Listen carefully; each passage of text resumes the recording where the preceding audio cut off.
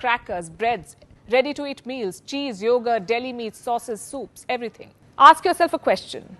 What is the shelf life of a homemade batch of cookies?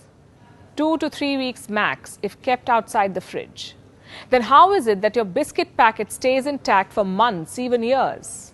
Because it comes with chemicals. Chemicals that extend their shelf life but reduce yours. Same with these heat and eat meals.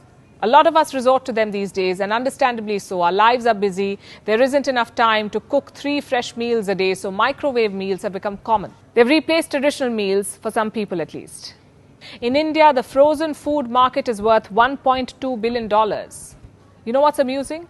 A lot of these ready-to-heat packets can be kept in the room temperature for months. Imagine keeping a homemade dal or curry outside the fridge for months.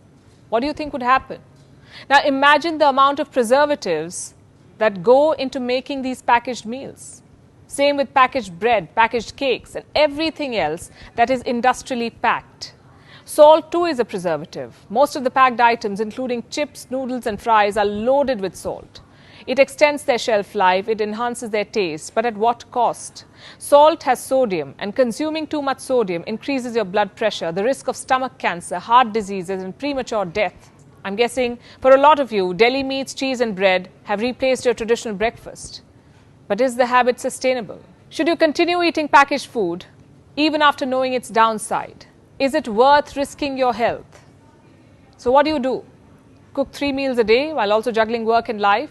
That's far from what I'm suggesting. The point of this episode is to tell you that you should reduce the intake of packaged and processed food. Realize how some of the most common items in your kitchen can be harmful for you. Those colorful cereals that you eat every morning, they're food color, and food color has acrylamide.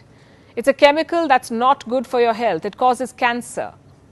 You know what else has food color? Packaged bread, cakes and biscuits. How do you think some of those biscuits are unnaturally dark or orange or pink? How is it that they come with colorful creams? Sure, your homemade snack looks dull in comparison, but it's safer. How many of you regularly munch on microwave popcorns? Do you know the popcorn bags are lined with PFC or perfluorinated compounds? What these compounds do is prevent oil from seeping through the popcorn bag, which is good. But when heated, these compounds break down into chemicals, and these chemicals may cause cancer. You see, we are told very little about this side of packaged food because they save time, because they're tasty, because they come to our rescue. We conveniently assume that they're also safe. A samosa, we say, may be a better snack, followed by a workout, of course, than munching on microwave popcorns without any idea what's going into your body. It's better to eat that ghee-laced paratha than preservative-filled cereals for breakfast. We know very little about the ingredients that go into making packaged food. And I'm talking about the real ingredients, not the ones that are listed on the packet. We know very little about the hygiene situation of the place where these food items are made and processed.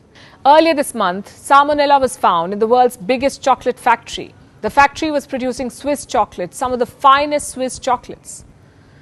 Long story short, it is time to rethink what we take for granted. It's time to reconsider the food in our kitchen.